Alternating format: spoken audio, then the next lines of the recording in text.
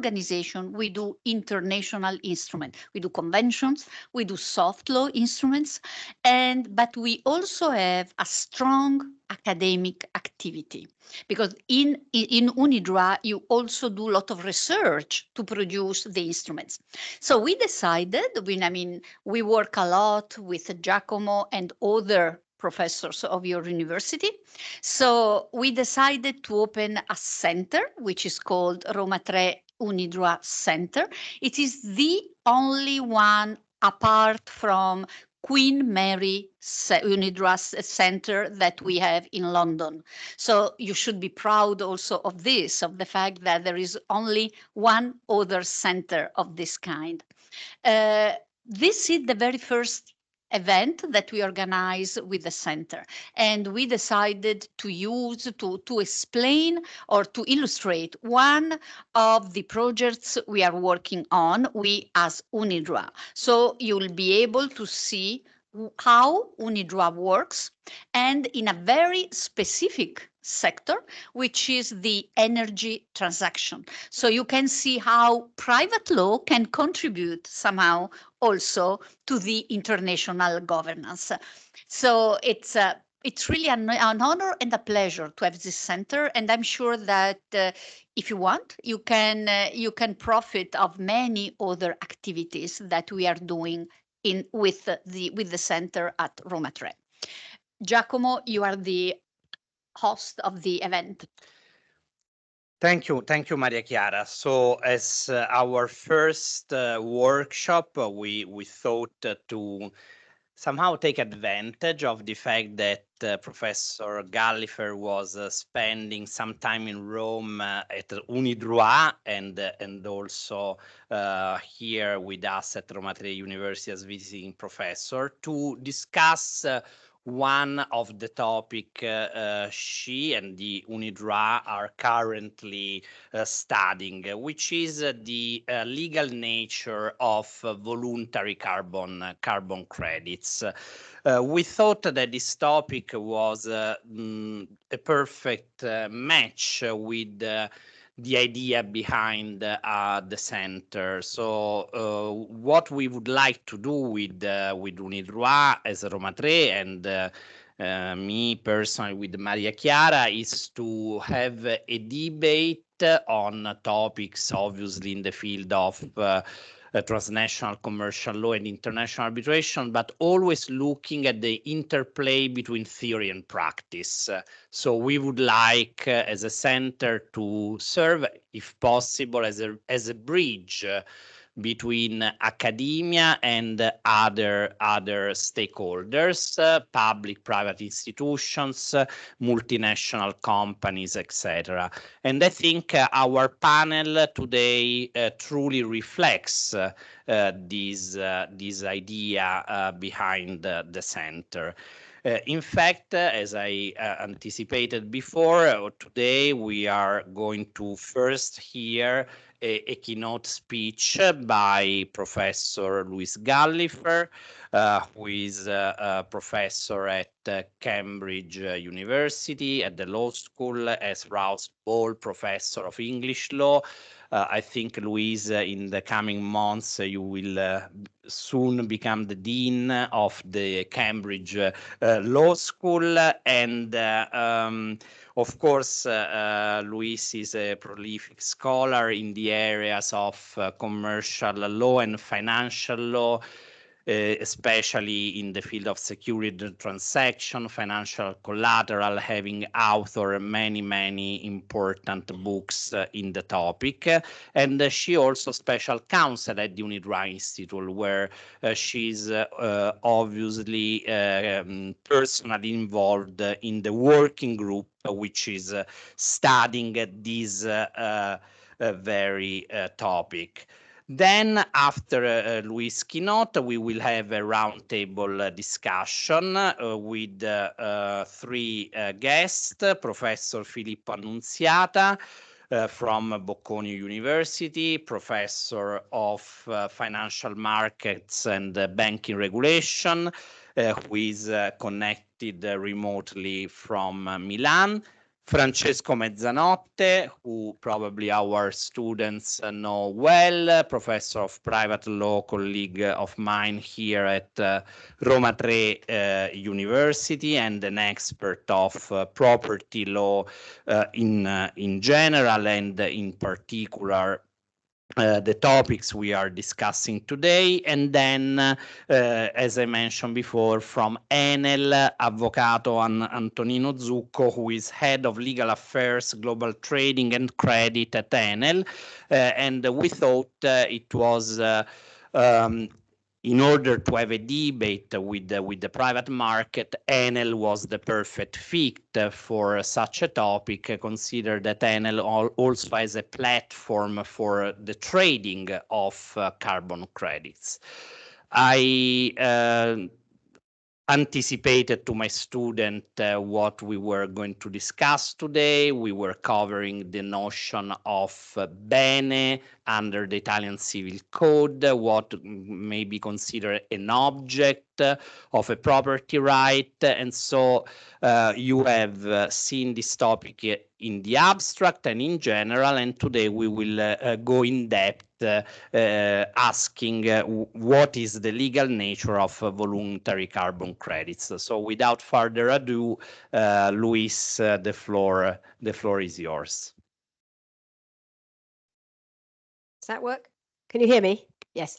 Okay, so anyone who knows any of my Cambridge students, I doubt if you do, will know that I nearly always start a lecture by pointing out that there's some very good seats at the front for anyone who's at the back. Please come and sit down if you'd like to.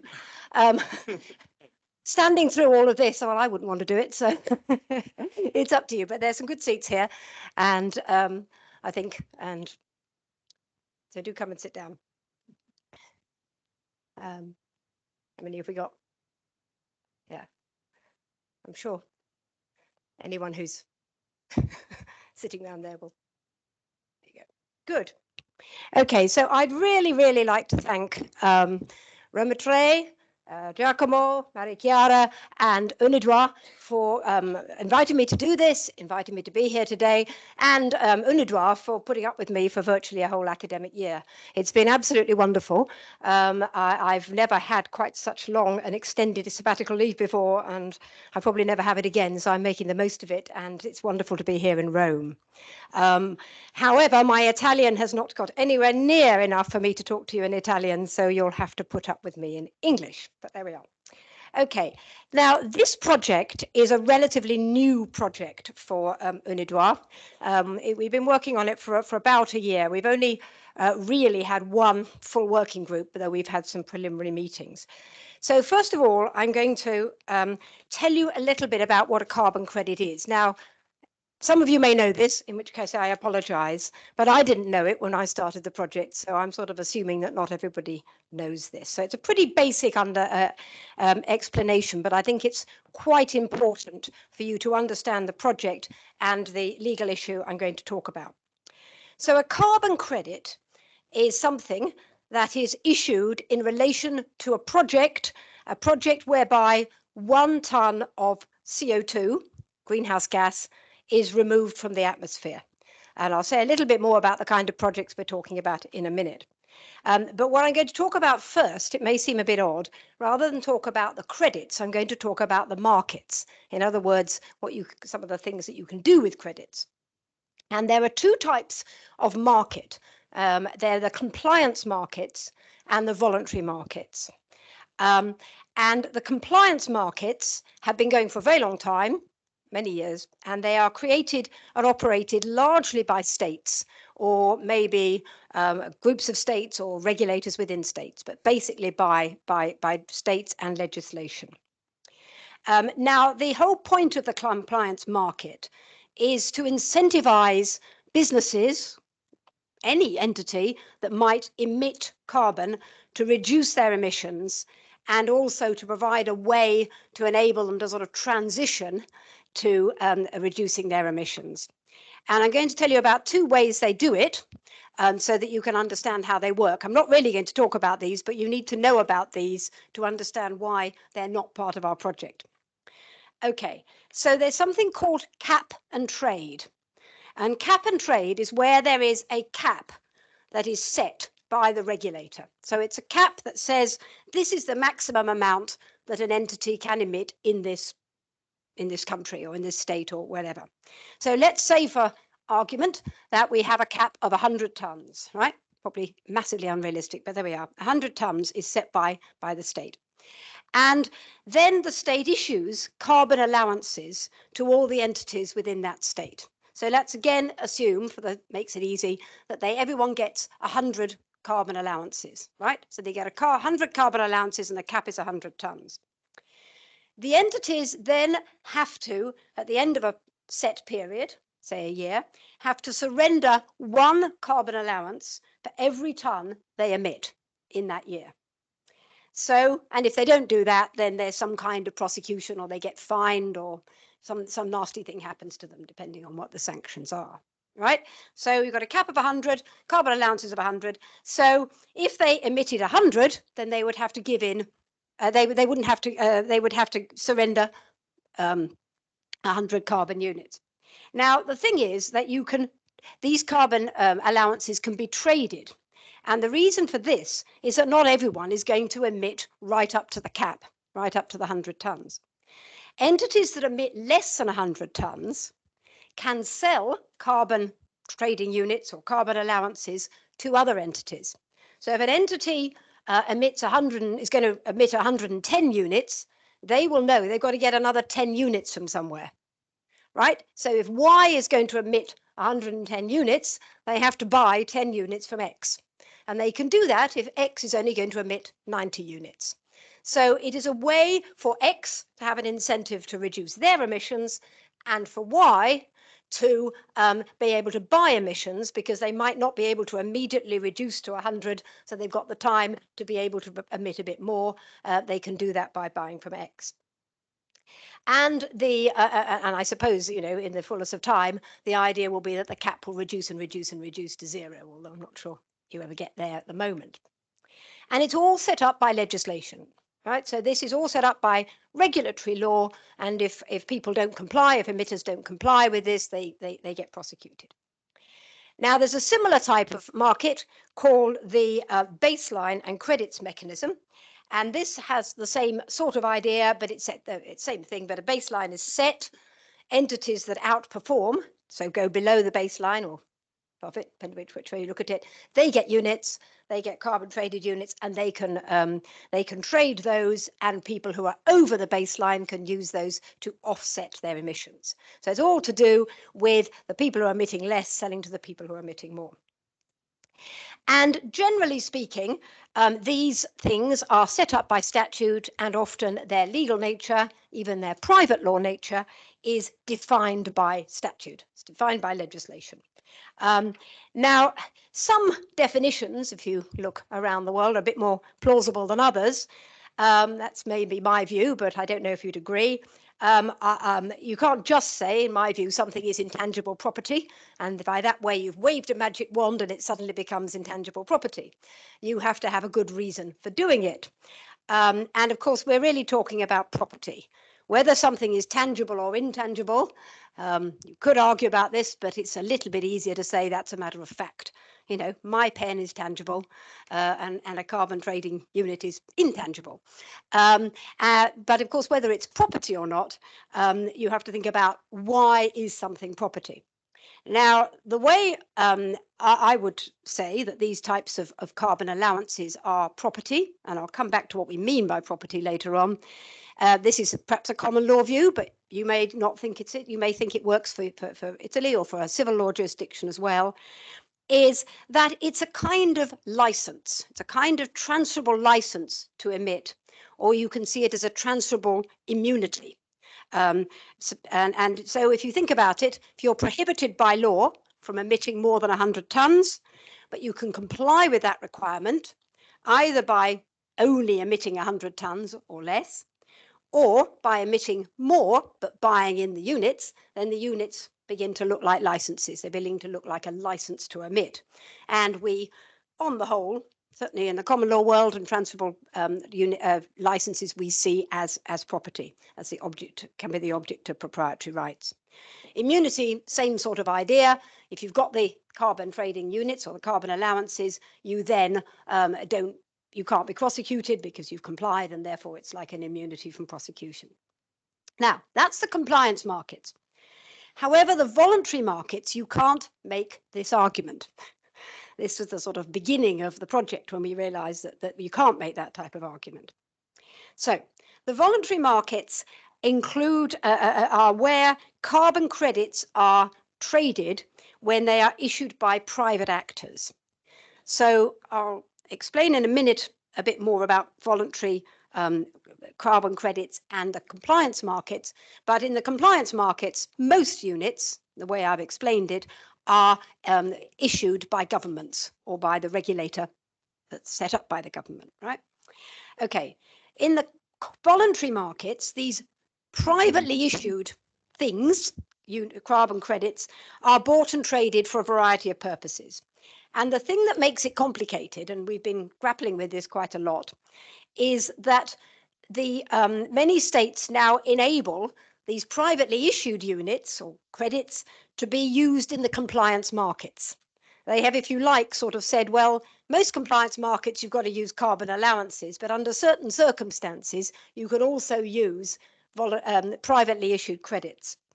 It depends on the national legislation. Sometimes it depends on certain processes having taken place, but it does muddy the waters considerably. On the other hand, privately issued units are also used for other purposes, which I'll talk to you about in a minute. And in the voluntary markets, the point of the voluntary markets is rather different from the compliance markets. It's basically to raise money to fund projects that reduce or remove carbon dioxide from the atmosphere. Now, I will explain this in a bit more detail, but you might think, well, how do they help fund these things? It isn't blindingly obvious because you get the credit when you have done the project, whereas you need the money at the beginning. So you have to get the money from somewhere else, and then the credit is used to effectively pay back wherever you've borrowed it from or whoever you gave you the money, depending on how you get the money in the first place. Okay, so it's as though you've started a project. Supposing you wanted to, I don't know, set up take a random example, set up a cafe around here. There are not many cafes, so I highly recommend you set one up. We couldn't find anywhere to have lunch. You want to set up a cafe, and you've got some money that your incredibly wealthy uncle has given you, right? Lucky you. And you use the money from your uncle, but then you might not need to pay him back, but you want to pay yourself back, so you begin to make money. And so it's what you make out of running the cafe, you pay back your uncle. Sorry. Now here, what the person who does the project, the way they get that money back is by having issued, they get the carbon credit and then they sell it on the market. So that's how it funds the projects. And if you talk to anyone in the market, they'll tell you, at least I hope it'll become clear that that's how the funding takes place. Now, they're not, therefore, a transferable license or a transferable immunity. Now, the first thing that occurred to me, and it's certainly true, not very helpful, is that what a carbon credit is verified information. And I'm going to give you a life cycle in a minute, but just a taster. It is basically a verification, a certificate, if you like, but you have to be careful about that view, a verification that a project has been carried out to a certain standard. That is a piece of information. It's verified, it's important, but it's still a piece of information. And that means its legal nature is not obvious. And that's why UNIDROIT was asked to carry out this project. It's purely about private law. We're not looking at regulation, but we are looking at the legal private law nature of these VCCs. Now, we've had various meetings, including joint one with UNCITRAL, and when we really dug down into this, because of the fact that these privately issued carbon credits can be used in the compliance markets, we all took the view that our project should be two things. Firstly, it should be agnostic, shouldn't care what use is made of these carbon credits. We shouldn't care whether they're used in the compliance market or whether they're used in the voluntary market, because basically the same carbon credit can be used in different ways. And so we thought, actually, voluntary carbon credits isn't really the right term. We should be talking about verified carbon credits. And coincidentally and very handily, verified begins with a V, so it's still VCC. But after this workshop had been set up, this name change, which isn't terribly official yet, was decided upon. So you can say it's a workshop on VCCs, but we're now talking about verified carbon credits. It doesn't really make much difference. We're talking about privately issued, in other words, carbon credits issued by non-governmental entities that are verified. Now, here we go. The life cycle of a carbon credit. Okay, so the first thing that happens is the climate mitigation project. Now, there's two things that you can do with one of these projects. You can either remove greenhouse gases. Now, that seems to me relatively straightforward, or not to do, but to explain. So you can have carbon capture, right, where the carbon is sort of put into something very secure and buried in the ground. That's pretty obvious that you've removed it from the atmosphere.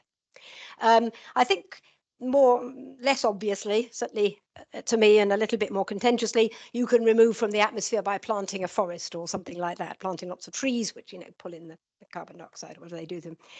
Or greenhouse gases. So you can remove it from the atmosphere, and then even more controversially, you can reduce what would otherwise be an emission. Now, I'm not an expert on all of this, and maybe somebody else is who can explain it better. But the idea is that if you're if a business or an organization is normally going to emit X, say 1,000 tons, but they make their business cleaner, so they only emit 800, then that is a reduction. Okay, and this isn't just sort of as simple as I said. It actually needs to comply with a very rigorous set of rules. So that's the sort of middle one up on the screen. That is to do with the independent standard setter. So you have this project, and the project is run by this person called a project proponent and a project developer, which are just terms. They're basically, the project proponent is usually the person who organizes the project, and the project developer is the one who actually does it, who actually plants the trees or whatever. Don't worry about the two terms.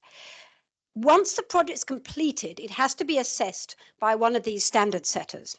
And the standard setters put out in advance their methodology, what they're looking for, what the standards are, so that when they do the project, the people, the project proponent, the project developer, can make sure that they comply with these standards, with this methodology. Because it's only if they comply with that they're going to get a carbon credit at the end of it. And that's the incentive for them to do it properly. Now, in fact, the independent standard setter, it's an entity, usually a private entity, and it's independent of the people doing the project, but they also usually use an independent verifier, so somebody else, to actually verify it, which is why it's called a verified carbon credit. The standard setter sets up the standards. They also operate the registry, which I'll mention in a minute, but the verifier is sort of independent from them. And once they verify it, then the standard setter issues the VCC. Okay, so it's been verified, it gets issued. Now, what that actually means is it's given a unique serial number, so a one-off number, and it's recorded on a registry. And the registries normally are operated by the standard setters. And then, once that's happened, they are then usually, so they're issued, and they're issued to someone. Now, it's a bit like securities, and not necessarily securities, but when you talk about issuing securities, you mean you put them out on the market for people to buy, don't you? Debt securities, equity securities, or whatever. And the person who first gets this thing is the project proponent. So they get this carbon credit. And they are obviously the people who've put up the money in the first place, one way or another. They've borrowed it, they've raised it from a whole load of people, or they put up the money themselves. So they are the first person to get it, and they will sell this carbon credit on the market. That's what's called the primary market. It's where they get paid back, if you like. And then, of course, it can be sold on a secondary market. And the secondary market will be where the first person who buys it sells it to someone else and someone else and someone else. So what, oh, hang on. Sorry, I was told I had to point it at the computer. That's it, right. What can the holder of the VCC do? So once somebody's bought this VCC, what can they do with it? Well, the first and rather obvious thing is they can sell it to somebody else, hopefully for a profit. Right? So there are people who buy these things and sell them to make money. Not many of those at the moment. The secondary market is quite small, and one of the purposes of the Unidroit project is to provide enough legal certainty for this secondary market to grow. Because as with securities, once you've got a secondary market, then it makes the whole thing bigger, and it means that there are more incentives to enter into this process of doing the projects, getting the VCC, and then get it traded on. Some entities might just buy it and do absolutely nothing with it. A bit like when you fly, if you do this, hope you do, they say it's going to cost you, I don't know, 200 euros or something to fly to the UK. And if you pay another 5 euros, it will go towards some kind of carbon reduction project, and you can feel you've offset your carbon emissions. Now, whether you've really done it or not is a totally different question, but at least you feel good about it, right? And you've spent your 5 euros doing that. So sometimes entities buy these things because they just want to be good people, good individuals, good companies. They could use it, as I mentioned, to meet a compliance obligation. So offsetting the holder's emissions so as to bring it below the cap or above the baseline. Now, this is the most common use, and this is what is sometimes said to be the voluntary market, but it's only one possible use. And that is they can use it to make a public statement that isn't related to a compliance obligation. So if you're a company and you say to the world, I am moving, my company, this company is moving towards net zero. So you want to show the world that your emissions are going down, but you might not be able to do it in any one year, or it might be very difficult to do. So what you can do is say, well, this year we've emitted 1,000 tons, but we've also bought 200 carbon credits, 200 tons of carbon credits. So that makes us better than last year when we emitted 1,200 units or 1,000 tons and didn't buy any carbon credits.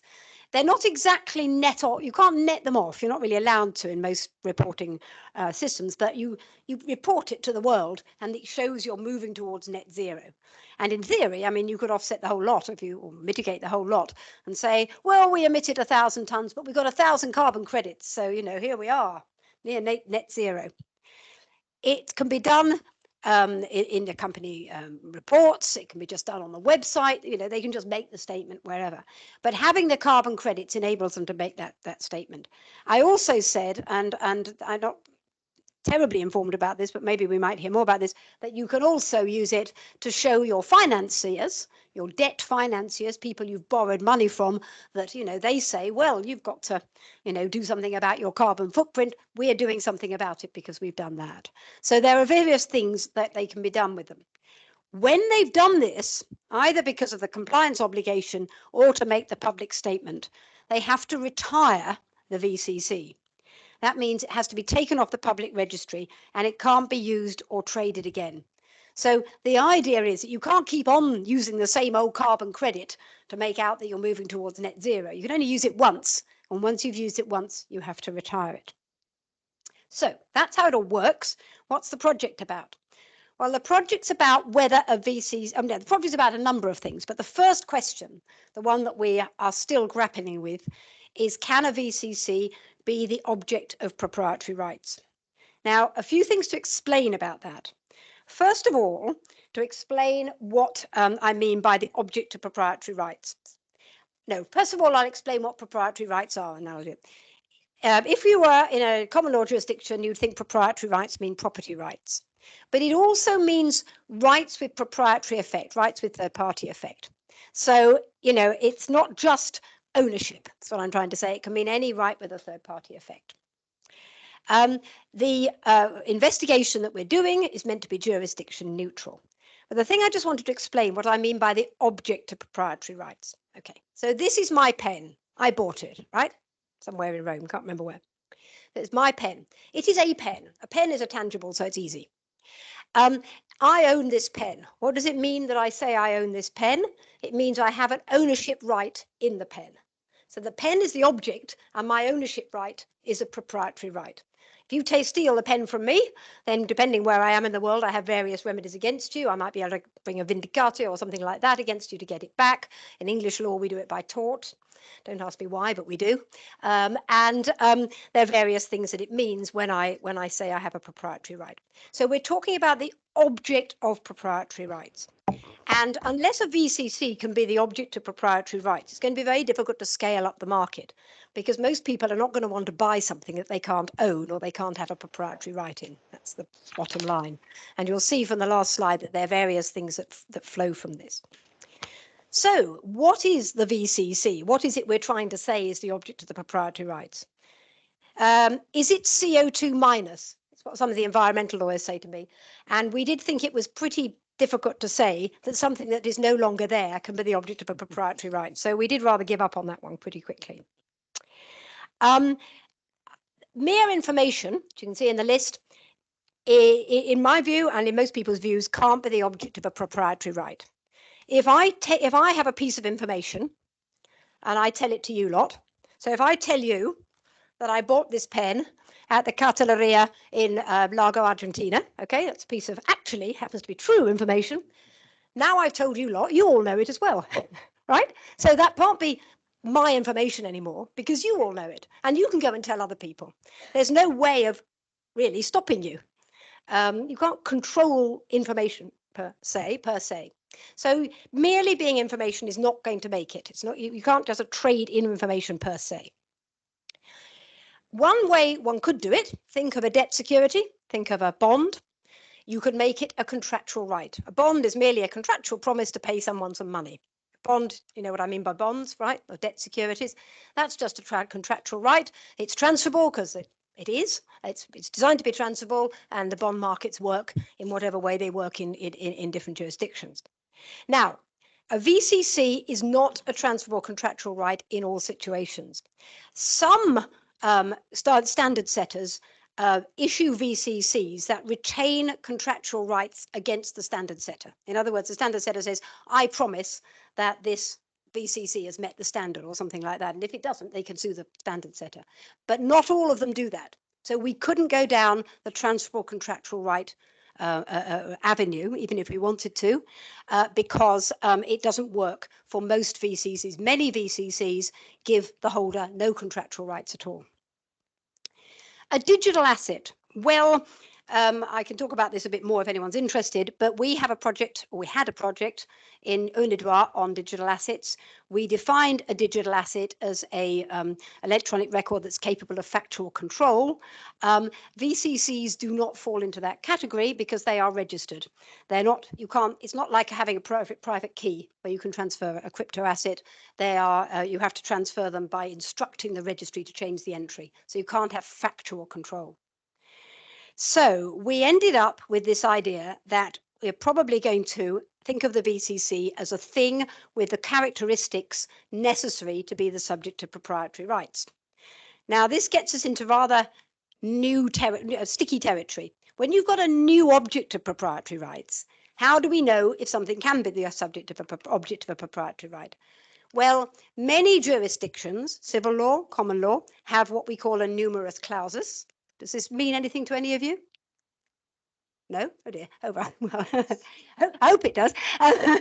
In other words, you have a list of the kinds of things. You have a list of rights. You have a list of proprietary rights. That's the usual meaning of a numerus clausus, and you can't go outside that list. But also, you will have some form of list or some form of restrictions on what can be the object of proprietary rights. That's true of most, not all, jurisdictions. It's also, to some extent, or arguably, true in common law jurisdictions, and I won't bore you with this unless anyone's interested, but we had things called shows in possession, shows in action, and many people thought that if it wasn't a shows in possession or a shows in action, it couldn't be the subject of proprietary rights. That's all up for grabs now in the common law jurisdiction, and I think the numerous clauses in the civil law jurisdiction is also extending to take in new types of objects. But the way that we're sort of looking at it is saying, well, you know, if you want something to be the object of proprietary rights, it has to have these characteristics. It has to be individuated. Has to be, you have to be able to identify it, right? Identify it and individuated from other things. So this pen is individuated from other pens, even if when I picked it out of the, you know, the drawer with all the pens, it was still individuated even before I picked it out. It was this particular pen. So you have to have it individuated, has to be identifiable to know what it is. It has to be rivalrous. Now, this is a horrible word. It's a word that comes from economics, I think, but it's become used a lot in the context largely of digital assets, but also here. It means that you can't, basically, if I've got it, then somebody else can't have it. If I'm using it, somebody else can't use it. So if I give my pen to Giacomo, then I haven't got it anymore, right? And you could give it me back as well. Now, you already know my secret about the pen, where I bought it, right? I've given you that secret, but I've still got it. I can still tell other people about that. So information's not rivalrous, but my pen is, right? Okay? And we say, and I think it's true, you can't really run a property system on things that aren't rivalrous. It just doesn't work, because all the things you do to protect objects of proprietary rights just don't work. If you don't know what they are, if you can't identify them, they're not rivalrous, and they've got to be able to be controlled. Again, you know, I could say, in my hands is some air. This is property. But as soon as but I mean, even now, if you look carefully, you can see it's all seeping out through my, you know, the bit between my thumb and my finger. You've got to be able to control things. You can't have property in air because you can't control it. And it's the same here. You've got to be able to control it. So how do VCC shape up on this? Well, this is where we are, I mean, in the project. They're individuated because they have an unique serial number. They're identifiable because they're registered on the registry. So you can look on the registry and see what's happened to this thing. You can see it there, see it registered there.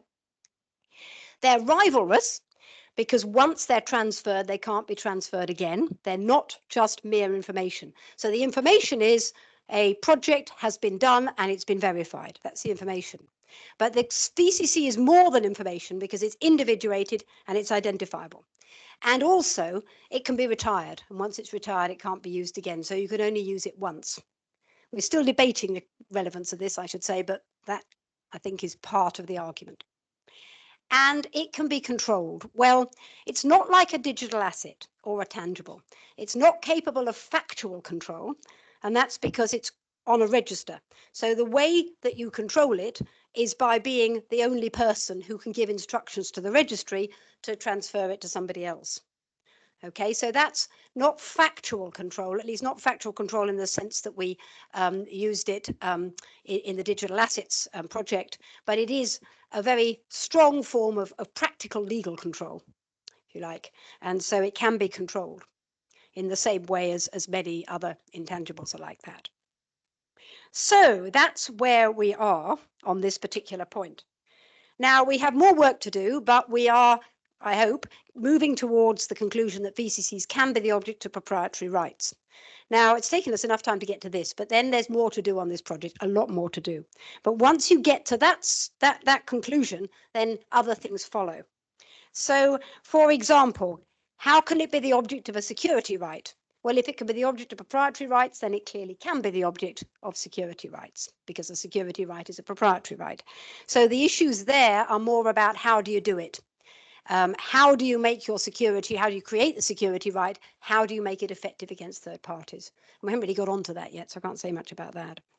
There is an issue, and I don't know the answer to this either, perhaps somebody else does, when a VCC is created. Seems to be important. People care about this, but that's something we're going to have to look at. Is it created when it's registered, or is it created when it's issued and the registration is merely registering an already created thing? I don't know this because we haven't gone into this and we don't know enough about them, we as in the people on the working group, to give a definitive answer at the moment. How is it transferred? You might think that's easy. Well, you just tell them, it's transferred by the registrar moving it from one person to another. It's a bit more complicated than that, and that's because of what I put at the end about custody.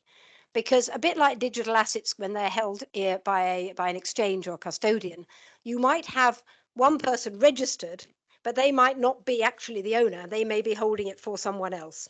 So there's sort of you can transfer them on the registry, but that doesn't necessarily mean you've transferred the property right in it. And again, we're going to have to untangle this. We've got it all, well, not all sorted out, but we did work it out in relation to digital assets, but we haven't really worked this out entirely because it slightly depends how the market works. So we need to know a bit more about that. But that's one of the other issues we're going to look at. The other thing I should say, certainly we found with digital assets, is that transfer of ownership or proprietary rights may vary. What you need to do it may vary depending on national law. And since we're doing principles, it may be different in Italy from in England. I mean, it is in relation to certain things, like my pen, for example. If I want to give my pen to, sell my pen to Francesco, I think I have to deliver it to you, don't I? Not in Italy, in Germany, right? Well, pretend we're German, okay? Okay, so pretend you're German, right? I have to do that to transfer it. Whereas in England, and I gather in Italy, you don't have to do that. I can sell him the pen and still hang on to it. So, it depends a bit on national law. And the last thing, and the thing that really, really matters, it's always the thing that matters, is insolvency. Because once someone is insolvent, then obviously the things that they own are distributed to their creditors, but not the things that they don't own. And in particular, insolvency of the registry and of custodians is very important, because if a custodian becomes insolvent, the last thing you want if you're a client is for what you think is your VCCs to become part of the custodian's assets for distribution on insolvency. So we need to talk about that as well. But the first step is to decide that the VCCs can be the object of proprietary rights. So there you go. The aim of the project is to help create market certainty by providing guidance to states as to common principles of private law which can be adopted. I put in here adopted by legislation or judicial decision, because in the common law world, certainly with digital assets, we are taking the view, I think, that a lot of these issues are going to be sorted out by the judges. If I got one more minute.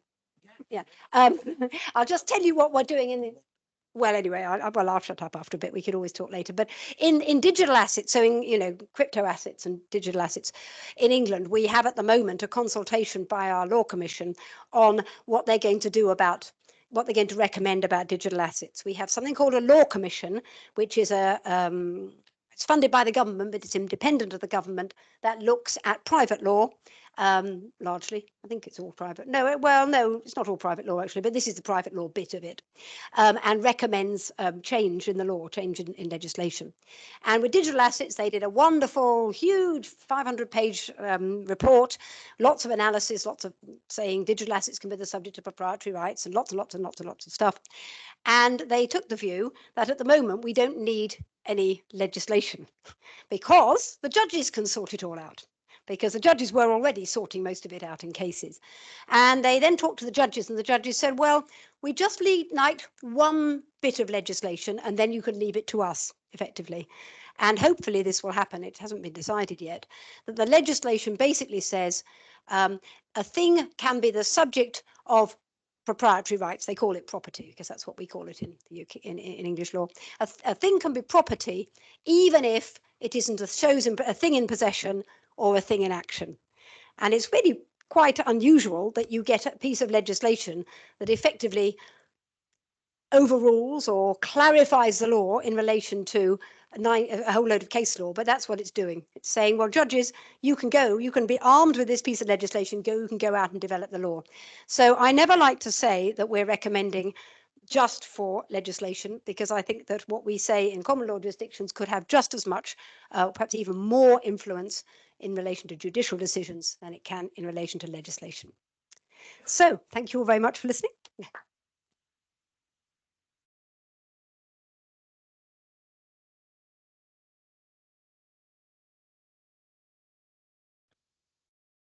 Thank you very much, Luis, Professor Gallifer, for this very interesting, clear, insightful keynote.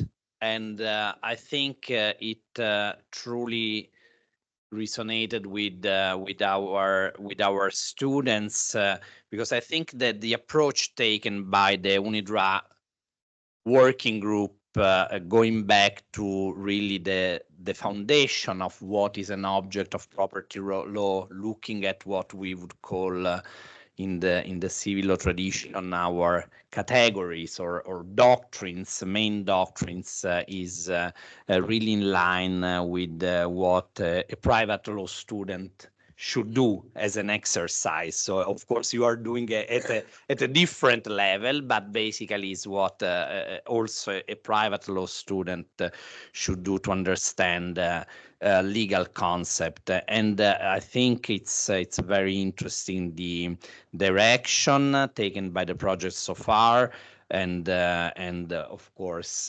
we are very curious to know what will be the ultimate guidance recommendations. And now I will open our roundtable before obviously Luis hearing back from you later if you want to react to what will follow. And I would first leave the floor to Filippo Annunziata, who is with us remotely. Hi, Filippo, the floor is yours. Hello, everybody, and thank you for this invitation. And sorry I cannot be with you, but I had force majeure keeping me in Milan over the weekend and this morning. The question I have is, should I move ahead in English? Should I switch to Italian? What is best for all the people that are connected? Because my presentation, I mean, I drafted in English just as straightforward, but I can present it in Italian and have the presentation in English. No, Filippo, English is perfect. We have around 60 people connected remotely, also from other countries, and so English is the official language of this event. Okay, good. So let me share my screen. And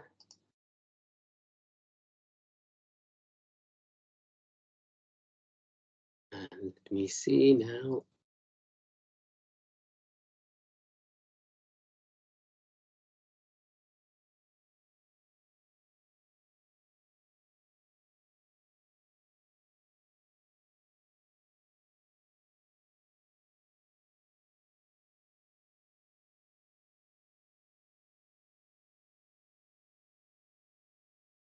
Filippo, are you there? I think we lost Filippo. Oh, Professor Annunziato. Controlla che non si...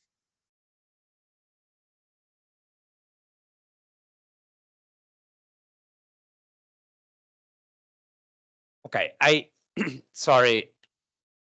I suggest to wait a moment. Sorry, everything was just shut down unexpectedly. Okay, you're back. Yes, I'm back. Okay, great. Okay, good. There we are. So we cannot see your slides yet. Yes, now here we go.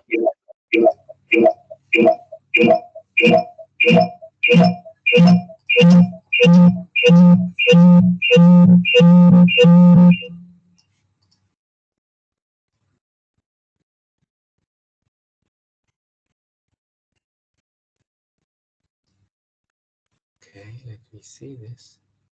I can. Okay.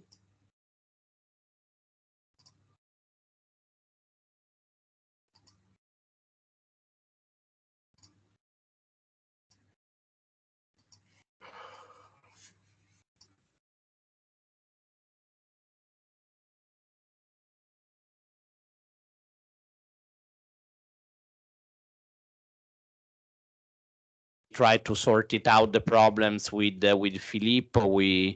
We switch to So, Francesco, you have slides as well, right? So, David, we can upload Francesco Mezzanotte's slide. We give the floor to Professor Mezzanotte, and then we go back to Professor Annunziata.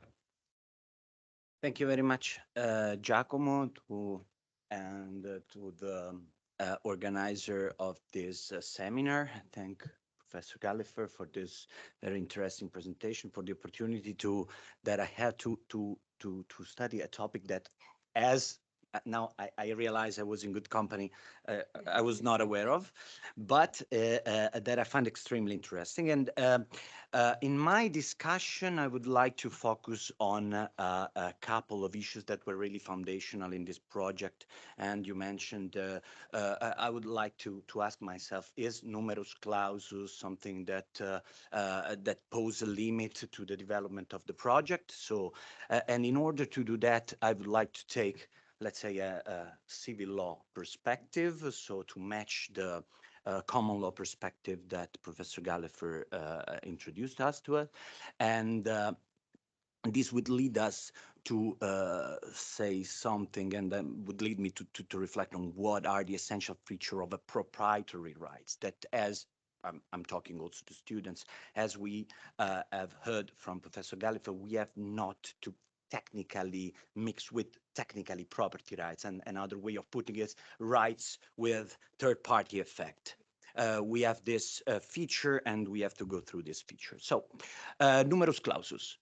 Is numerus clausus an issue for development of the project? I would say it depends. And this is truly a non-answer, but it depends on how do we frame verified carbon credit. If we start from a notion of verified carbon credit as pure information, and we can also read the formal document issued by the UniDroit project, and we may read that carbon credit may at times be used interchangeably, and among these uses, we have carbon credit as certification that a certain amount of greenhouse gases has been reduced, removed, or captured from the atmosphere. This is information.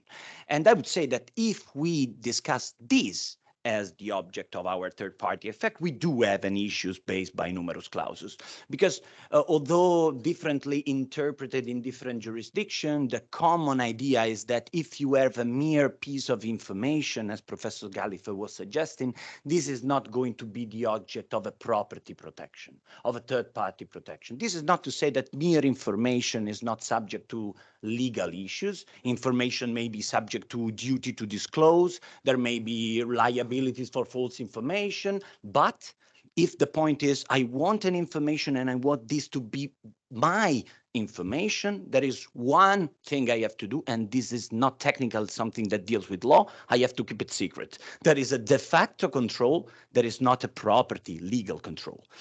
But my impression in listening to your presentation and in reading the material is that this is not all a verified carbon credit is about.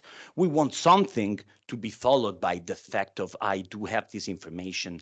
The order of this information shows with other that given the fact that a given amount of greenhouse gases has been reduced, then it follows that I may be, and Professor Galliffer mentioned it when she touched upon the possible uses of verified carbon credit. I changed the name, VCC, but verified carbon credit in compliance market. Well, in this case, you are talking of something that is a bit more of mere information. You are talking of something that is very similar to emission allowances. And if you go with this notion of verified carbon credit, numerus clausus, I would say, is not technically a limit for the project because, and I here take the step from an Italian or civil law perspective, when we say numerus clausus, we generally talk about numerus clausus of property right in the strict way of interpreting it. Numerus clausus of the rights in rem. There is a famous article of a professor of Harvard Law School, Henry Smith, which poses a good bridge between, to this point, civil law and common law tradition is Henry Smith, and the paper is Property as the Law of Things. Things. Here we are talking about property rights as the object of numerus clausus. But in this case, what I would say is that we don't need to use a new property rights in this technical way. Professor Gallifer was mentioning the idea of an immunity. I would go with Hohlfeld, Ural relative, opposite and correlative, and I would go, if we are talking about the fact that I am entitled to pollute up to a certain amount of greenhouse gases, and no one can refrain me from doing this, I would say in Hohlfeld way, I'm talking about a privilege. If we want to use the taxonomy of a property, we would go with Calabresi and Melamed, and we say something like, this is an entitlement that is shielded by a property rule, but in this property rule, we are more focusing on the idea that what I have to do is something, what I need is something that has this third-party effect, which is not technically necessarily a property in the technical term. This means numerus clausus is present, but it's not that relevant in preventing us from developing the project if I focus here. Because, and this goes with the feature that we need in order to have a proprietary object of proprietary or third-party effect. Identifiability, individuation, rivalry, control. Of course, if you take up all these features, it is perfectly possible that you can end up having a property in the technical strict term, but you don't necessarily have a property when you have all these elements. I think of a credit that certainly we can define as a right with third-party effect in Italy, but certainly not a property right. And I can think of a credit, and I can think of an individuated credit, identifiable credit, rival. I do exercise it. This is extinguished. No one else will exercise it. And under control. My point is, looking also at the ramification of the verified carbon credit project, this idea of looking at rights with third-party effect may help us also coming from a civil law perspective where we have a very rigid approach to numerus clausus, stricter than the one used in common law jurisdiction. Nonetheless, if we take this functional approach, we assume that there is not that big of a concern in numerus clausus. Numerus clausus does not prevent us from engaging in this project because it's technically directed somewhere else. I think of, and I hear mentioned the possible ramification of the project. And what came in mind to me was a notion that I frequently add and I frequently found in German literature concerning what the notion of good or property is. A very functional notion, in German term, a Zweckbegriff, a notion that you use not in an absolute way. You don't need a universal, absolute notion of what a good is.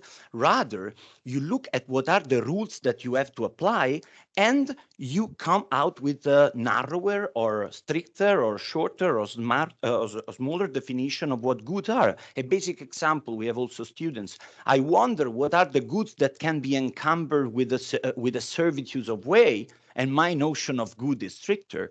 I wonder what are the objects that can be traded with third-party effect, or I wonder what are the goods that are part of my patrimony and passes with heirship, and my notion of good is different and it's wider. What we do need here, I think, is simply rights with third-party effects, and we should not be refrained from dogmatical approaches on numerus clausus. Just to provide you with a final example, greenhouse gases allowances, when ECJ 2016 was forced to take position on this point, it was specifically on a very functional, strict question. I sell greenhouse gases emission allowances. What is the tax regime that should be applied to the case?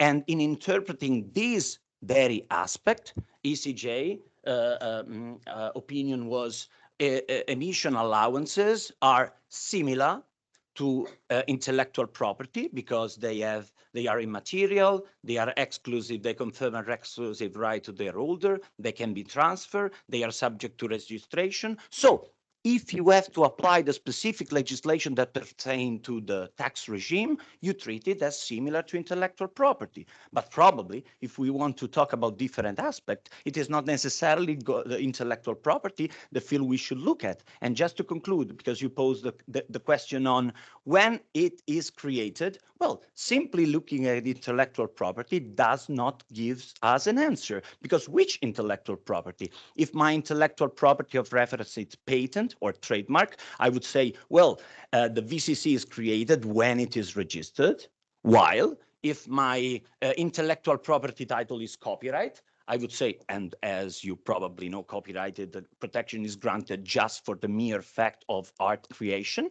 Well, I would say my reaction is I take it as similar to copyright is when it is issued or when the project is finally accomplished and an amount of greenhouse gases has been reduced. So this is just a mention to once again thank you for this presentation, but to say we have plenty of room to work on this project because I think that taking this functional approach helps us overcoming taxonomies and traditional categories that may not be very pertinent to the point. Thank you very much.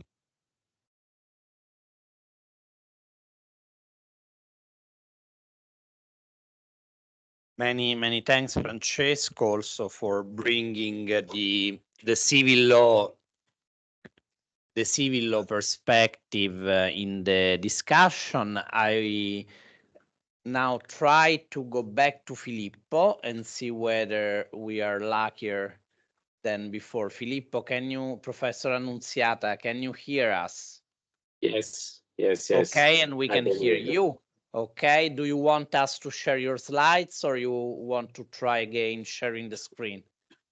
I'm trying to share the We screen. can see them online. Yeah, okay, you can see them online. We cannot see them in class. Okay, if you want, you can. But now yes, Filippo. Okay, Filippo. good. Now yes, Works. great. Okay, good.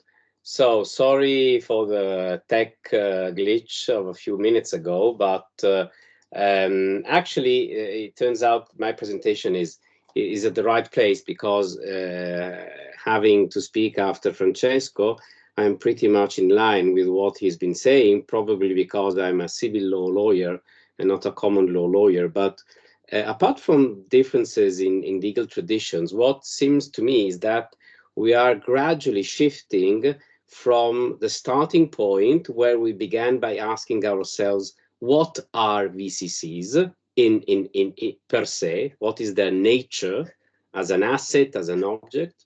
To a different perspective, which is what are the rules applicable to VCC, how they are issued, how they are transferred. And it is this second perspective that seems to come up very clearly also from Louise's presentation that should ultimately guide us in deciding whether VCCs can be the subject of proprietary rights. So rather than asking ourselves a very sophisticated and complex question, what is the nature of that asset? We are gradually asking ourselves a slightly different question, which is how do those assets circulate? How are they treated on the market? How they are issued? How they're identified? And by answering these second questions, we might provide an answer to the basic question that we have in our working group. Are VCCs potentially subject to the object of proprietary rights?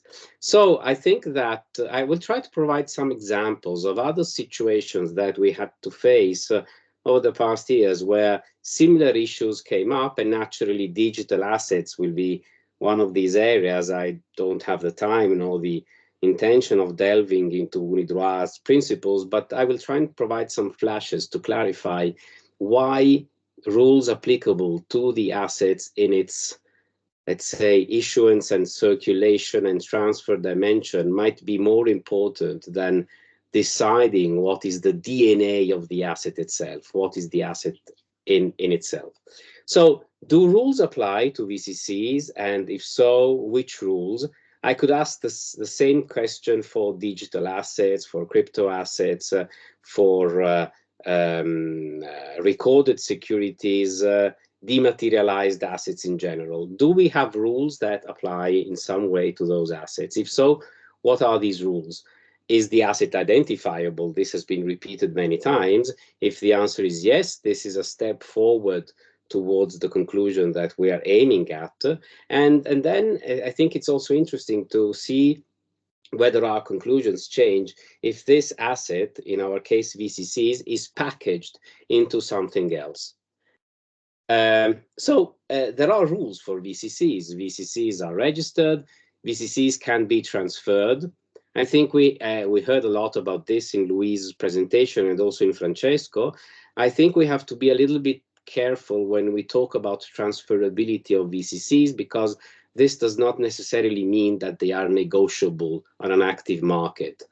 Negotiability refers to the existence of an active market of some kind, whether it's regulated or non-regulated, but it's a wider notion. I think that what is important is that VCCs can be transferred.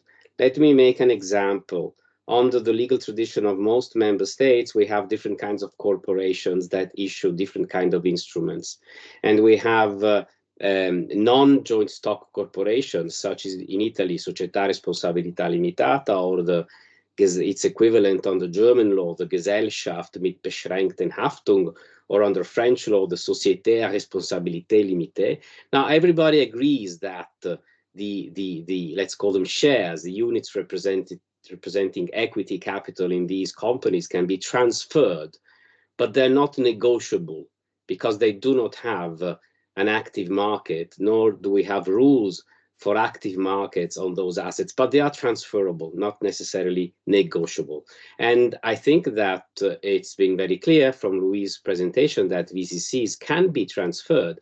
They're not necessarily negotiable, but they can be transferred. And this is the second point. So they are registered, they can be transferred, and they have a life cycle, because once they are used, you cannot use them again, and they are sort of extinguished and fall back into oblivion. The question is, in order to support the analysis of our working group, do we need more standardization on these points at an international level? So should we really stop at trying to answer the question, VCCs can be the object of proprietary rights, or should we make an additional effort and indicate what kind of common standards, common rules should be advisable in order to support the conclusion? I think this is in some way necessary, a point that is necessary to address, because if we have too much fragmentation among different legal systems, legal traditions, as to how these VCCs are registered, transferred, and what is their life cycle, then the answer to the question might become even more difficult. So maybe we should also think of adding some tips to whoever will be in a position to consider the conclusions of our working group as to the fact that we need more standardization in relation to these aspects. The voluntary carbon market is a voluntary market. So differently from emission allowances, they do not have a framework that clearly identifies these aspects at a supranational level. I must also remember that we think that the ETS market, the emission trading scheme market, is highly harmonized, but actually in Europe it is. But outside Europe, we have, I don't want to say dozens, but several other systems that do not necessarily follow the same standards that we follow in the EU. But we do have, at least within some global areas of the world, some standardized rules. And I think that for the VCC world, this should be considered, because it might help in supporting the conclusion that VCCs can be subject to proprietary rights. The second point is that naturally VCCs are identifiable because they are registered. And I think this is also important. It's not just because they are registered that they are identifiable. It's that the market recognizes that register as being a valuable source of information. And I think this is fundamental. I can register anything on a piece of paper, but if nobody recognizes any value to my piece of paper, registration is useless. But what happens in the VCCs is that these registers are recognized as valid forms of identification for VCCs. And I think that this is another element that in the working group we might underline. And obviously recognition of registration becomes stronger if the standard for registration is uniform or less fragmented. So I go back to what I was saying before. If we have common criteria for the identification and registration of the VCCs, which doesn't necessarily mean that we need to have exactly the same rules, the same technical requirements in every jurisdiction. But if we have a common framework where we all agree that information is properly registered and the market recognizes that registration as being valuable and effective, then I think that this again is another element that might support our analysis. Now, are VCCs as such different from what we might have if we were to package the VCC into another asset? That's an interesting question, because I should recall to all of those who were not actually involved in the group of the VCC at Unidroit, now Uncitral, that this group came out as a sort of an appendix or evolution of the digital assets groups of Unidroit. And this is not by chance, because the idea that we might sort of package the VCC into a token and use distributed ledger technology or something which is similar to that to register, identify again, and then having it circulate on the market, a VCC, might be something that supports our analysis. It happened with book entry securities. Book entry securities are simply recorded on an account, and the account may be seen in some way as the container of the financial instruments that's recorded in that account.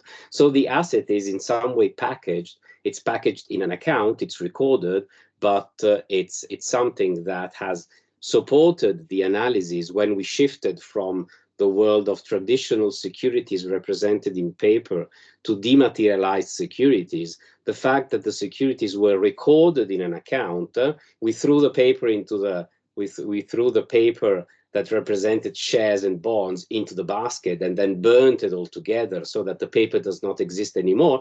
And that was a very interesting moment where we thought we were losing all kinds of connections to deciding whether shares were still shares as we intended them, whether they could still be the object of proprietary rights. And then the idea that the account is a package where the instrument is recorded sort of brought us back to the origin, and the system of registration and packaging the asset into something that you can identify sort of changed our perspective. But most of us will remember very well the debates back in the 1980s. Well, Louise is probably one of the greatest experts in Europe on these topics, so I don't dare say anything in her presence, but I just want to remember how that transformative passage was very, very complex to face at the time. Now we sort of take it for granted that book entry securities exist, and we can apply most of the criteria that we use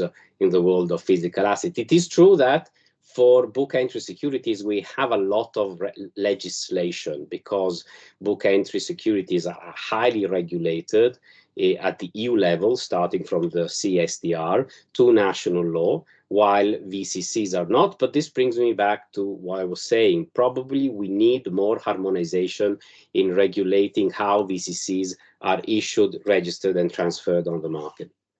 I want to make two small case studies, because I mean, what I just said, I may give the impression that I'm very much convinced about the conclusions of what I'm saying.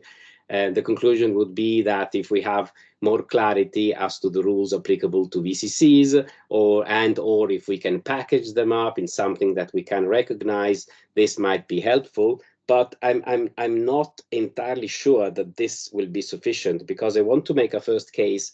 I remember a first case study, which is the one on dematerialized fund units, at least under Italian law, because in our legislation on investment funds, units that represent contractual funds can be issued in a traditional form.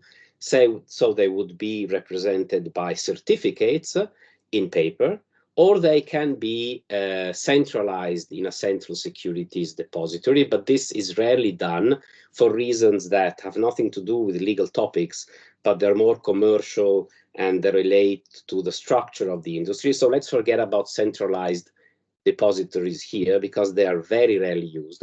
But there's a third version that we call dematerialization in an improper form, that actually leads fund units to be represented by a cumulative certificate, which is a global certificate. It's actually kept in a recorded form. It doesn't really exist in paper, so to say, by the custodian. And this certificate represents the entirety of the fund's units, save for those units that investors have requested to be issued in paper.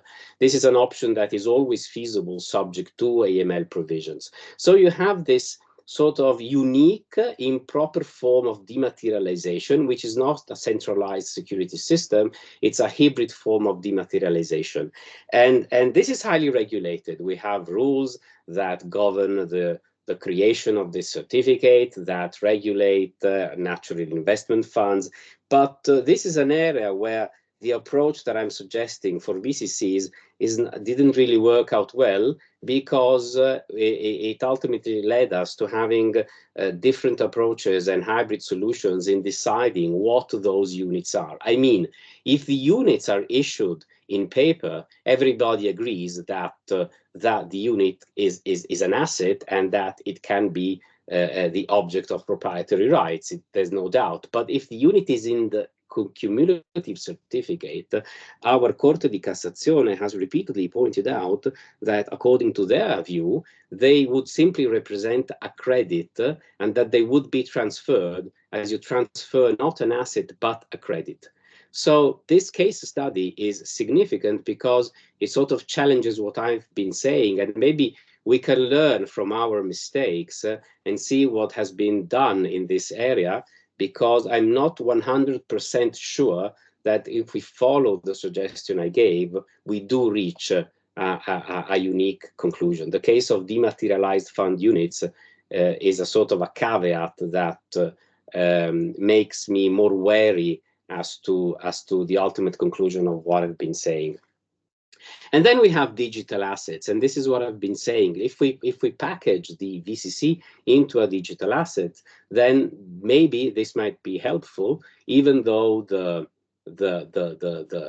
nature of a digital asset is still uncertain. UniDroit has issued its own principles, but it's interesting to remember that the VCC group starts from this statement that the Governing Council of UniDroit gave in May 2023, when it said that VCCs are similar in nature to digital assets, okay? Similar in nature clearly does not refer to the function that they perform. A digital asset can be a stable coin, and an electronic money token can be a utility token, but similar in nature because they are immaterial, because they are recorded, because they share some common features with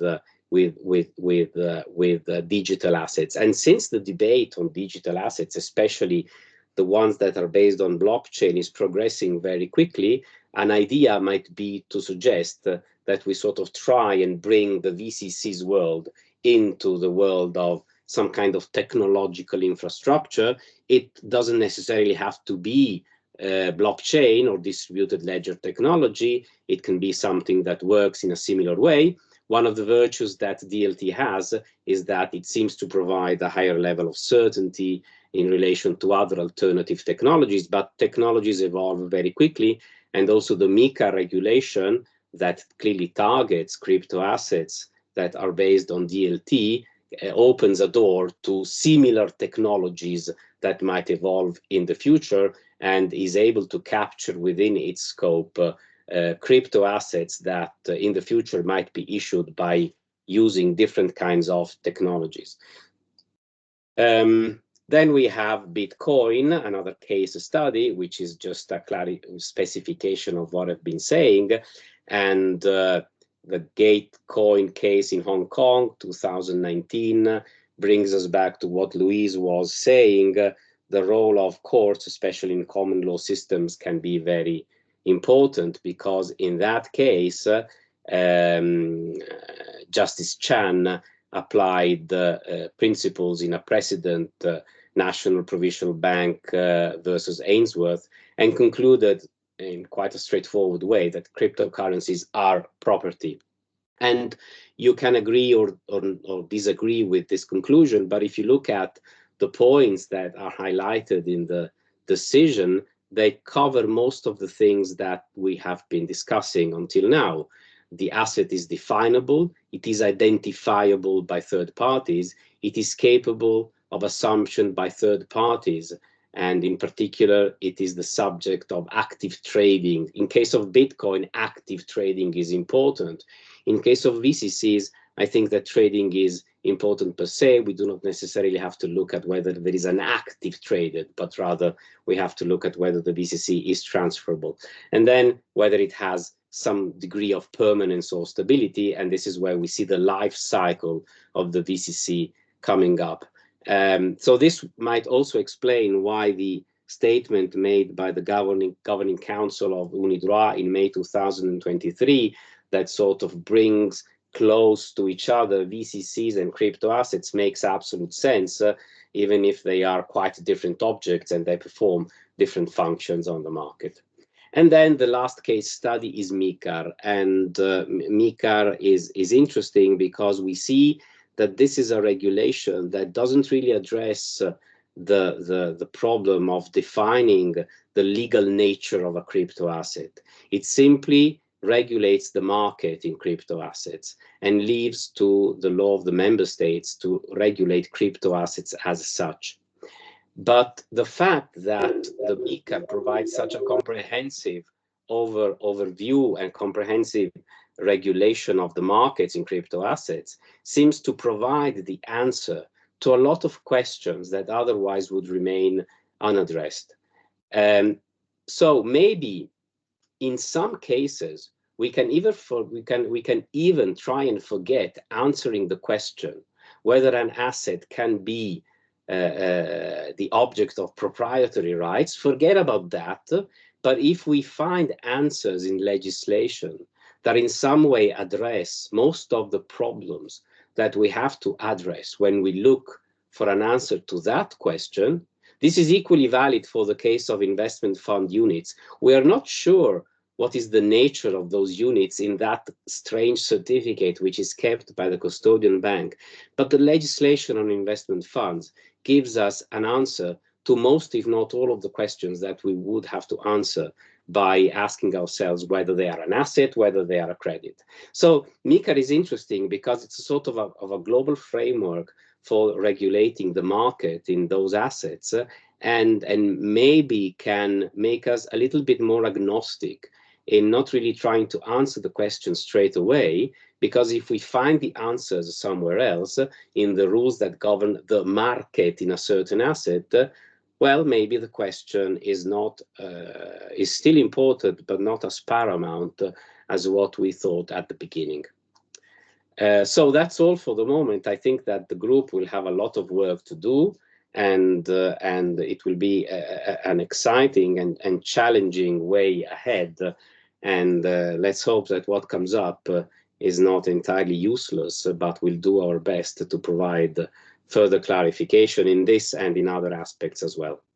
Thank you, and sorry again for not being able to be in Rome, but we have other opportunities in the near future to be in Rome for this project again. Thank you very much, Professor Annunziata, Filippo, also in light of your force majeure situation. So thank you. More food for thoughts for later. And now I give the floor to Antonino Zucco for the last presentation. Good afternoon, everybody. In order to give you an idea of Enel involvement in this area, let me briefly introduce to you our current strategy. Climate change is the main global challenge of our century, and Enel is playing a proactive role in the fight against it, leading the global energy transition towards zero emissions. We have been among the first subscribers in 2019 of the business ambition for 1.5 Celsius degrees, a campaign promoted by the United Nations. Enel publicly declared its commitment for developing a business model which is in line with the objectives of the COP21 of Paris to limit the average global temperature increase to below 1.5 Celsius degrees. International organizations and experts have said that the world must be zero emissions by 2050, so in not a large number of years.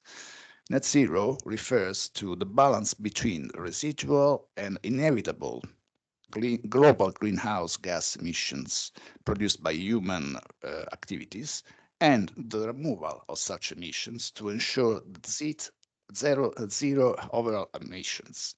However, there are sectors that can progress further and faster, and the power sector is one of these because the technology is already available, and while maintaining reliability and affordability, we can go towards zero emissions. And Enel Group is ahead of this process. As you can see, thank you. In this slide, in 2021, we brought forward our commitment to zero emissions by 10 years, from 2050 to 2040.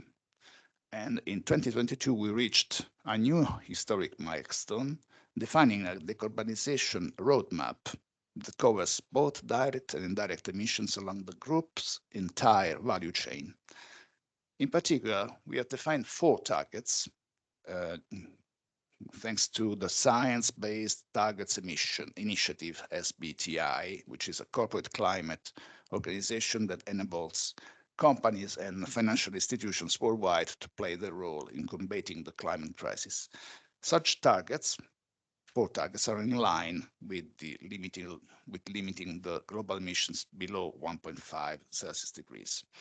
In particular, we have envisaged 4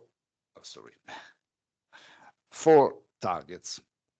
By 2025, Enel will cover around 90% of its fixed price sales with carbon-free electricity, bringing renewables to around 75% of total production. In addition, progress towards the digitalization of the grid customers will increase the share around 85%. There is a breaking news regarding this target, because just last Friday I won't be able to upload my presentation, but we have already reached the 75% of decarbonized emissions by our generation, bringing together renewables and nuclear power plants. So no emissions for 75% ahead of 1 year before our target. By 2027, instead, we will complete the phase out of all of our coal-fired power plants. By 2030, around 85% of installed capacity will be renewable, and 100% of our grid customers will be digitalized. 2040, it is our milestone to reach our 100% of renewable capacity, installed capacity. This is in a nutshell our current strategy leading the path to zero emissions. You can see our progresses by reading our website and also reading our sustainability report year by year, developed our advancement towards this goal. I must admit that since I've been taking charge of this role in my company 1 year and a half ago, I came across not a large number of VCCs. This is due in particular to a strategy, as we commented a few moments before, which is more devoted to effectively reduce emissions to zero than to resort to purchase carbon avoidance credits. Anyway, I can see a larger interest for VCCs in the net future when we were closer to our 2040 target of zero emissions. It will be possible to purchase carbon removals as a resort to, let's say, reduce also the hard to eliminate emissions of our activity, if any. From a legal standpoint, as our previous speakers have commented, these instruments' nature is definitely jurisdiction-based for the time being. And I am very grateful to NIDRA for this working engagement to find a common solution, a common definition, a common legal nature definition of our VCCs. This would be a clear example how the supranational evolution of the legislation should lead to a more and more accurate uniformity of the private law, and the European Union would be a perfect laboratory to this regard. Most of the VCC's contracts I came across along my experience are governed by the laws of England and Wales. We have just discussed about the possible definition of the legal nature of these systems. And I must say that it should also work under civil law systems, maybe. We know that under the laws of England and Wales, many times they are seen as intangible assets, for example, but we have also seen the problems of these definitions. Under Italian laws, for example, you know very well, I suppose, the definition of Article 810 of our Civil Code, which gives a definition of goods. Goods are things that can be subjects of rights. Very generic, very general, but it gives you an idea. And moreover, Article 114 says that natural energies having an economical value are considered as movable goods, so intangible but movable and having an economical value. So this is an important statement, in my opinion, since it directly leads to match both the legal and the economical notion of good. We may say approximately that goods are things, tangible or not, capable of economical value and that can be subject of rights. But at this point, the problem becomes which is the real scope of the VCC's contracts? What are we selling? What are we buying? No doubt that we are treating something valuable, but are we transferring a certificate, the ownership of a certificate, or we are transferring an intangible property, or we are transferring a claim, but that should lead then to consider who is the debtor of that claim. Such questions are not of secondary importance. If you look at certain clauses, you find actually in some of our contracts having VCCs as subjects. No doubt that we are talking about transfer or property or something. The legal title of the contract bears shall pass from the seller to buyer per receipt of the wares in the buyer's account. But this leads to other problems, because what we find sometimes in the problems that we find sometimes in our contracts. Sometimes, usually we buy these kind of wares well before they are actually issued, because the projects are under development. And So we buy in advance, and only after some years, sometimes the certificates are issued. We may experience, for example, delay in performance of the project. So the project may last longer than expected. And so what happens if we have both certificates or let's say credits that are not uh, capable of use? The project may experience lack of compliance with the purposes expected when the project has been started to be performed. Only at the end of the project you will see if the project match the criteria of set up in the registry. So, for example, a good way to protect itself is to write good force majeure clauses. But also here we will have a definitive, let's say, divorce between seller and buyer, because the seller will like to have a very broad definition of force majeure clause, while the buyer would not. Due to the time available, we cannot give into further details. I can only say that the right direction to solve most of these problems, in my opinion, despite any possible discussion jurisdiction specific, is to reinforce the registry system of these transactions and to create a stable and reliable plurality of worldwide recognized registries with homogeneous criteria. Many times, a well-working, reliable, and liquid market helps to develop consequently a commonly accepted supranational legislation. This suggests to me, for example, a specific regime of a particular peculiar category of goods under Italian law, the category of the registered movable goods, such as cars and motorbikes. I know they are tangible, they are not intangible, of course, but they enjoy, even if they are not immovable, they enjoy a particular regime of registration, transferability, and also it is possible to create specific securities over these goods. What it might be of interest also in relation to our VCCs.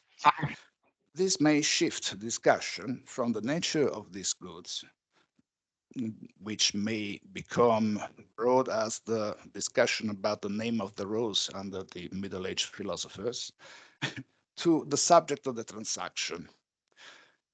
To this regard, and to conclude, there is an interesting decision of the Italian Supreme Court in relation to CO2 certificates. We don't know which specific ones, but the rule seems to be adapted to all these instruments. The court has stated the principles you see in the slide. In terms of VAT, given that the CO2 certificate must be qualified as an intangible asset, its supply is considered as a supply of services, which consequently must be subject to the ordinary VAT rate. Therefore, the court, after a long excursus of what these certificates are not, says that they are intangible assets. They are not securities. They are not titled to goods, for example, like a bill of lading. They are not financial instruments. They are not intellectual property. What puzzles me a bit is that a sale of goods is considered a service contract. This is quite strange. I don't see why. Thank you very much.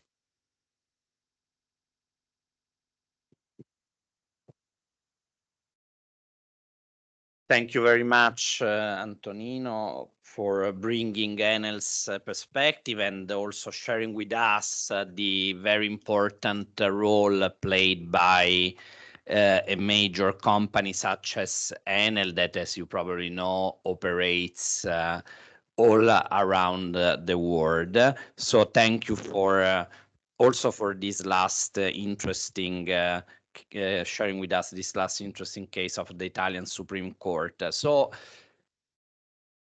please, we need to some silence here in the room, please. So basically, well, the discussion has been very, very rich, and I think just a very brief comment, it revolved around two main topics. On the one hand, the focus on whether a voluntary carbon credit is an object of a proprietary right. And so we were looking at what qualifies something as an object. And in this sense, I tend to agree with Francesco that probably the numerus clausus issue is not at the center of this question, because here we are focusing on the object that then will be the object of the existing proprietary right without the need of creating new proprietary right. So we can then consider this the object of ownership, of usufruct, or other, if we use civil law categories, but we are not creating a new right. We are just understanding whether this may be an object of a right. But then, of course, as highlighted also by Filippo, immediately the discussion shifts toward other aspects. Well, how do we handle with these objects? So creation, transferability, control, and so immediately the legal question, I think, becomes more complex, if we want. And we have to, in order to address this issue, one possible path suggested by Filippo or question is whether we have to package this object somehow in a way that helps us dealing with this further question. So this is a very short comment that I wanted to make also for the sake of our students, to stress once again the difference between the object of a proprietary right and the right itself. So it is a two-level discussion. But of course, I think Louise has some reaction, some feedback to what we have heard. So I would like to give her the floor. Thank you. Just a few comments, but I have been writing them all down in red, so I thought I would share them with you. First of all, just a quick comment, Giacomo, that and I may have got this wrong, but I mean, there are people who say this, so I assume it's correct, that both in civil law and I know in common law, we have two numerus clausus. We have a numerus clausus of proprietary rights, and we have a numerus clausus of objects, and it's the second one I'm talking about. Now, it is true that maybe not everyone focuses on that all the time, but at least it was something that was raised in relation to digital assets, and again, it could be raised here. Now, on what Francesco said, most of which I agreed with, despite not being an Italian lawyer or even a civil lawyer or whatever. One very interesting point that he made, which I think that we are still considering, but probably won't go down this route, is he said, well, you know, compliance obligations could be a privilege or an entitlement, more or less what I meant by a license or an immunity. But of course, that got thrown out pretty quickly by the group because they said, but not all voluntary carbon credits are used, verified carbon credits are used in that way. So some clever clogs, professor, who I won't name, it wasn't me, came up with the idea of a potential immunity or a potential privilege, a potential entitlement, because he said, well, if verified carbon credits could be used in the compliance market, then that potentiality could lead to their nature. I don't think everyone really understood what he was saying, which was extremely clever. But anyway, that did get chucked out.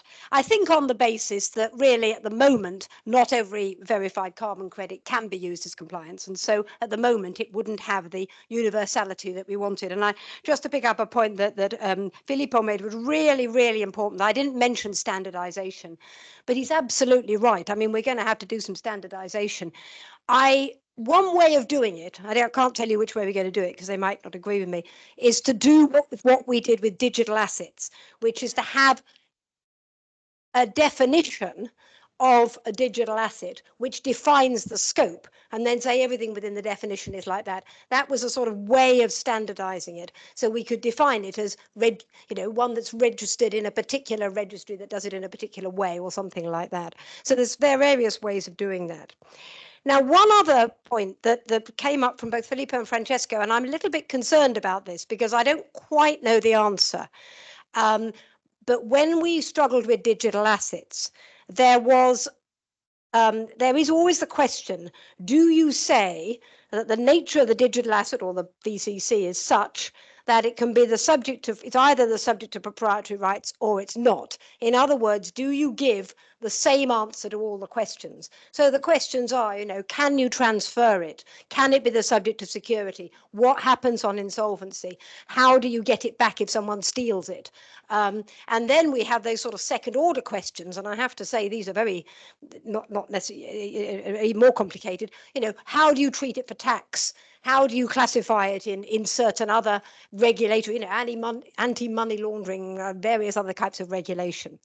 Now, I initially thought with digital assets that we needed to have, first of all, I zigzagged around on this. First of all, I thought we should have exactly the same answers for all questions, because that's how you should do it to form consistency. Then I thought maybe you could have different answers to different questions. So you could say it's property for, say, what happens if somebody steals it, but it's different in insolvency. And we have that a bit in English law, maybe. So that's another way of looking at it. And then I've come back to the idea that we do need some kind of conceptual framework. And we can't just say, well, we'll answer this question this way, and we'll answer this question this way, and we'll answer this question this way, and we'll answer this question this way. And so we've answered all the questions, so we've got nothing more to do. Which I hope wasn't quite what Filippo was saying, but I'm not keen on that approach. But I dare say it, there are jurisdictions in the world, one of these, a big one across the Atlantic Ocean, who take that view. And the UCC does that a bit in various ways. And the problem with that is that then a question comes up that hasn't been answered, and then they can't answer it because they don't have a conceptual underpinning. So I remember when we were doing digital assets, I said to some American lawyer who was waxing extremely lyrical about Article 8, which is their article all about custody of securities. And they said, this is how these things are held, and this is how digital assets will be held. And I said, well, that's all very well if it falls within Article 8. But supposing it's not a security, what do you do then? And he looked terribly upset and basically couldn't answer the question. So you can't just treat everything in my view, by legislation. You've got to have some conceptual underpinning. One or two other few comments. Something that's been really troubling me, and we haven't bottomed this out yet. So it is, one way of looking at it, which we thought about it early on, is that you think about the form in which digital assets are. And I wrote a paper on this, and I said it could be paper, it could be registered, it could be a token, it could be all sorts of things. Now, there are two problems with this, I think. One is that you might get the problem that Filippo was talking about with his, what they call dematerialized fund units, that you treat them differently according to the form. And I think that's a very bad idea. The other thing that I really just don't understand yet is how you could really tokenize them. And that's because of retirement. So at the moment, as I understand it, because they have to be retired when they're used, I think you need a registrar to do that. And if it's just a token, if it's just like a Bitcoin with a sort of attached VCC, like a tokenized security, then you don't have a registrar and you don't have anyone to retire them. So if somebody can explain to me how it works, then maybe we can think about it. But at the moment, I'm not at all clear how that would work. You can, of course, have a VCC register that's held on a DLT, especially a private permission blockchain. There's no reason. But that doesn't make it a digital asset in the sense of factual control by the holder. So I'm not quite sure how that one would work. But if that does become the case, then we clearly need to think about that. The other thing I would say about intermediated securities is that it's not a very good analogy if you want harmonization. UNIDROIT, about 14 years ago, produced a really excellent thing called the Geneva Securities Convention, which was a functional approach to the holding of intermediate securities, beautifully drafted, wonderfully done. not adopted by anyone because nobody could agree how it applied to their own law. It is one of the most fragmented areas that you can come across. I mean, people don't even agree on the conflict of laws rules. In other words, how to choose which law applies, let alone what the analysis is. So I'm afraid, although it kind of works because it has to, there is a lot of problems about different ways of looking at the private law of intermediate securities. So it's not an entirely it's a model that works, but it's not necessarily where you would want to start from. Finally, what wonderful plans that we were hearing about from Antonino and about from Enel. And it's clearly a really important project. I'm very pleased you're using the law of England and Wales, but I think we do need something a bit more global than that. One thing I did think that I'd mention is this question of what people have been calling in our group an ex-ante credit. In other words, I said that the credits are issued when the project is finished and you use that money to pay yourself back. Well, the other thing I didn't mention, largely because I'm not very on top of the detail, is what he was talking about, which is where you sell the credit first. You sort of you basically sell the credit before it's there, sell a future credit. And I think the answer is, at the moment, all you have is a contractual right against whoever sold it to you. And what you put in that contract tells you what your rights are. And force majeure is a very good example of that. And we don't really know, we haven't covered that. We're not covering that because we think it's just a contractual right. And finally, just a word of warning, as I think Antonino said, never look at a tax case if you really want to know what the private law is, because they are all over the place. Thank you very much.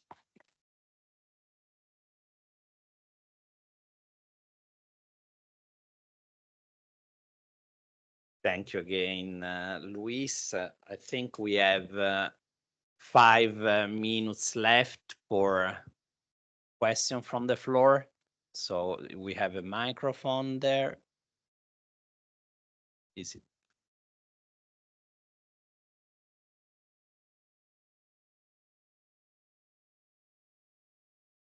If the microphone is not working, maybe if you can approach and sorry for the inconvenience, and we can, Davide, aprire questo microfono, così lo giriamo verso il pubblico. Technology is a wonderful thing, but only when it works, huh? Not very often. My name is Eric White. I'm a consultant for a law firm, but in a previous life, I used to work for the European Commission on its ETS, emission trading scheme. Now, I first of all want to tell you something that happened during that, in my experience, operating that scheme, which gives rise to property rights. I think everybody agrees. And then make a suggestion for a better approach for you, if I may be so presumptuous. First of all, this is food for thought. During the operation of the European Emission Trading Scheme, there was a theft of 1 million allowances in Romania. And the company, the cement company who owned them, thought it owned them, tried to get them back. It failed to a large extent.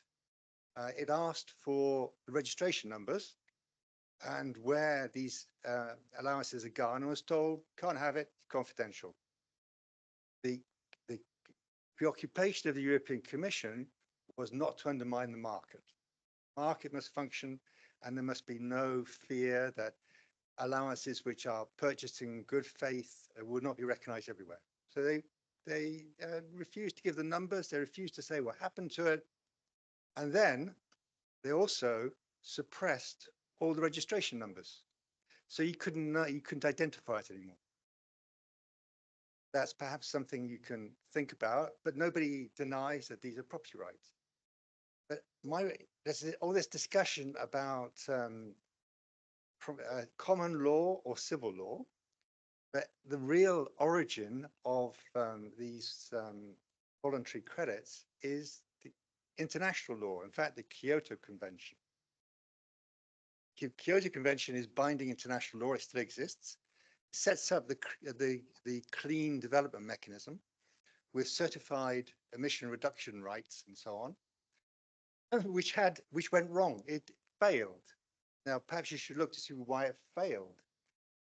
It failed because every country wanted to insisted that it should be in charge of the certification. There was no central certification mechanism in operation. So every country certified it. And some countries, of course, took a very liberal approach. And the EU, which was practically the only party recognizing these certified emission reductions, had found itself flooded with them. And the price of allowances, even ETS allowances, went down to virtually zero because there were so many of them around internationally and they were interchangeable. So the EU suppressed it. It removed the recognition of these international allowances because there were too many of them and it was not trustworthy. So whether or not it's property, it's a very interesting question. I thank you very much for your presentations. They're all very interesting.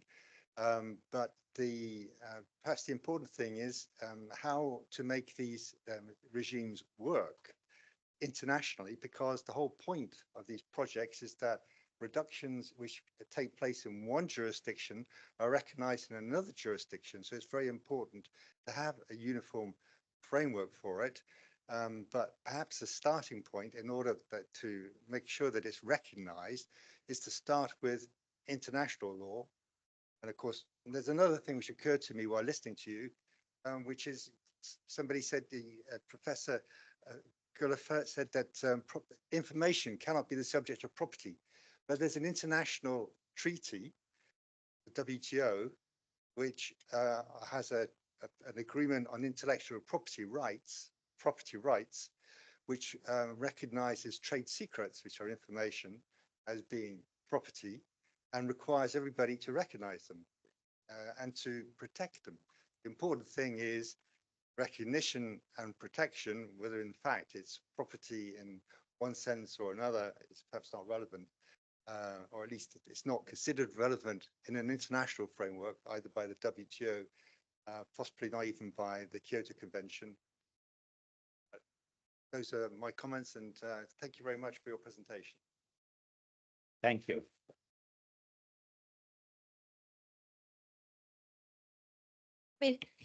Yeah, well, I mean, there's not a huge amount to say. I mean, the whole idea is to have principles that can work internationally, but this is, you know, this is a private law project, as in other words, it's meant to work in individual states.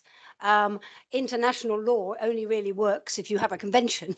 The only other way that you can influence international law is by having harmonization of national law, and that is the way that a lot of UNIDROIT projects work.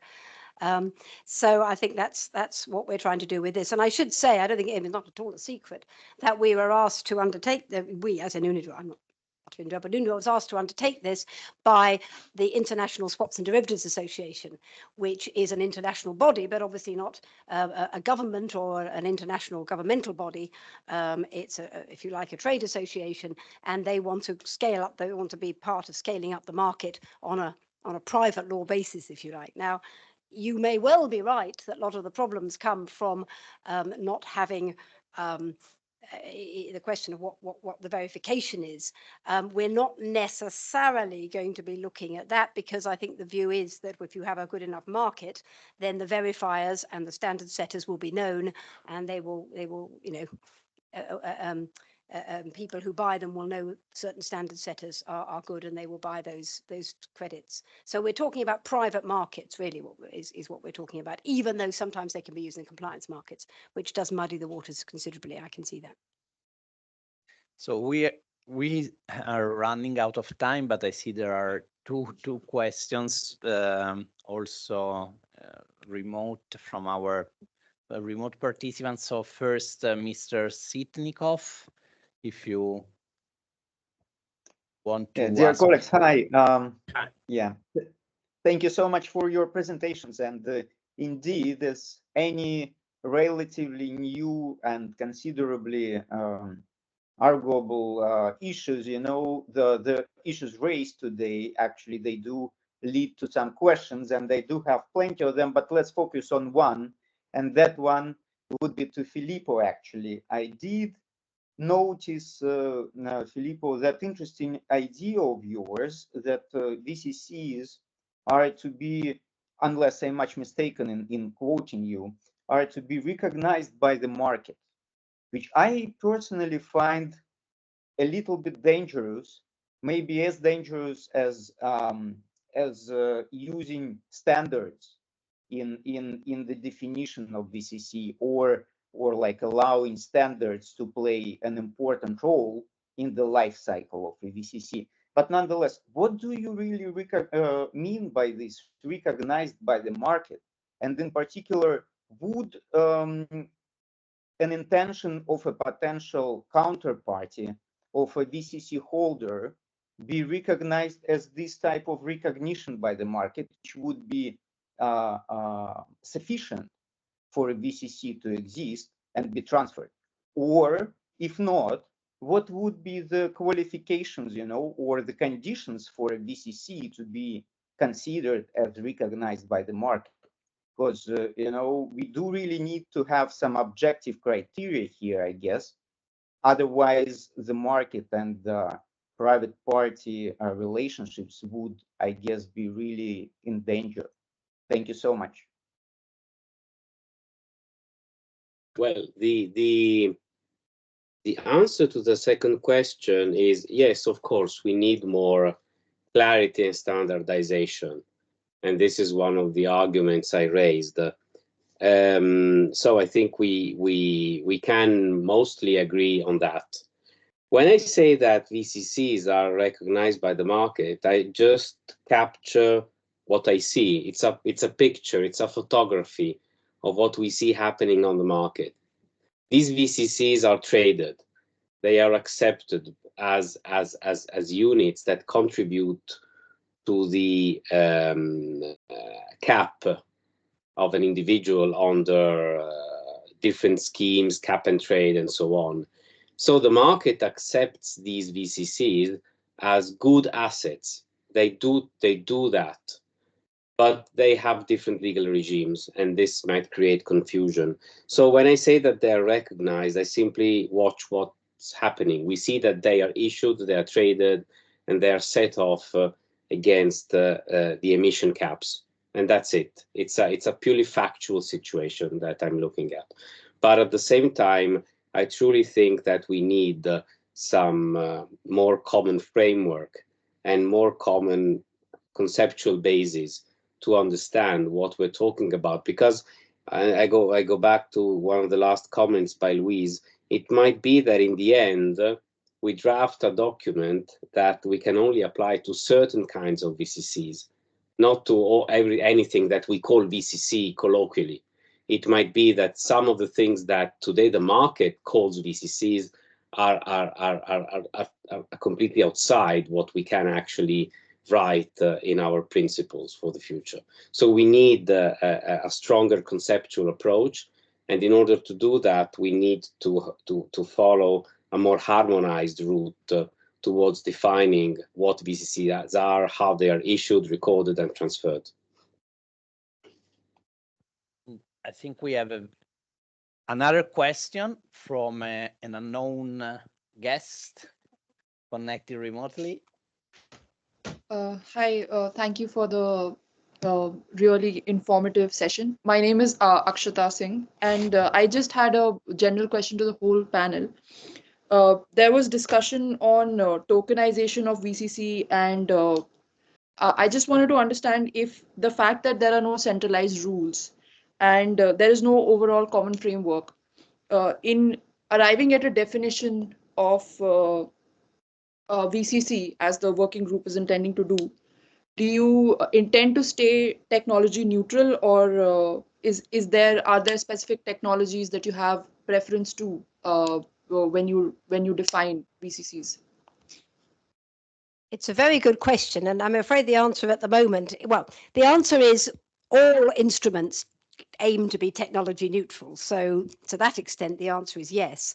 But we haven't really talked about that in great detail. What we have talked about, and Filippo touched on this as well, is registries. And maybe standardization of registries. So it won't be technology specific, but I think at the moment anyway, the way we are thinking, and we may change, I don't know, but at the moment we're thinking that the registries and standardizing what we mean by a registry and what we mean by registration is actually very important in our definition. This is one of the things Filippo mentioned. And if that's the case, then I mean, presumably we can say, well, you can keep your registry in the back of a notebook or on a blockchain. We don't care where you keep it, but it has to be done in a certain way and meet certain common standards. I think that's probably as close as I can get there. But I don't know, Filippo, you've got any more to say on that? No, I perfectly agree.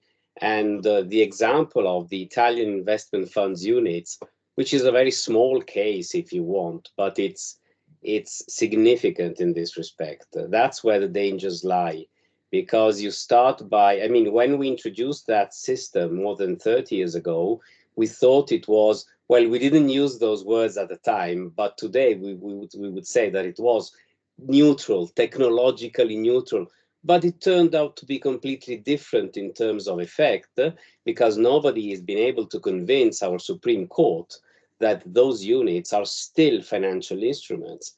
And they think that because they are represented or registered in a different way, they're credits and they're not financial instruments anymore, which is, and you see the resistance of national judges, national courts can really sort of shatter your initial approach. You think you're doing something that ends up by being neutral, but then when you apply it, it's not. Professor Anna Veneziano.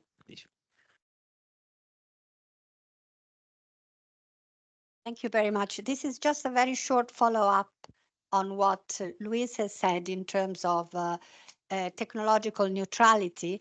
One thing that we did with other instruments, but we don't know whether it will stand the test of time, is, for example, to try to be as neutral as possible in the principle itself, and then to give a number of examples in commentaries or which are explain the text. And there, of course, you must somehow be a little bit more technology specific, even if there is the risk that that technology becomes obsolete. So this is just to talk about this point. That's exactly what we did in digital assets. So hopefully we can do that again. Thank you. Excellent question, by the way. Thank you. So we got to an end. I must say, thanks to everybody. For scholars and practitioners, I think it was probably a bit easier. It might be challenging for students because it is difficult, but I hope you can understand how theory, how your private law exam might indeed bear in not only real life, but but to solve issues, and also how domestic law is not enough for you to be able to conceptualize and understand reality. So you'll get to understand everything in the future, but at least now you got to understand why we do this and how we can practically have an impact in commercial life at the very least. Now, we spoke a lot of carbon credits and energy transaction. Now, the next activity that we will do will be I'm launching the big event that we will have in November, exactly on climate change and in general, all these kind of topics and arbitration.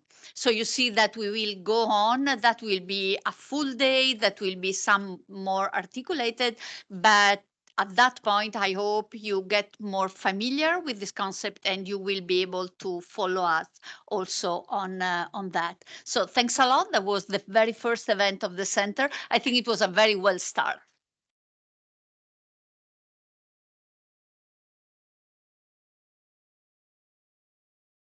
And thanks for being such a great and attentive audience. I wouldn't get people like that in Cambridge being so attentive. You've been great. Thank you.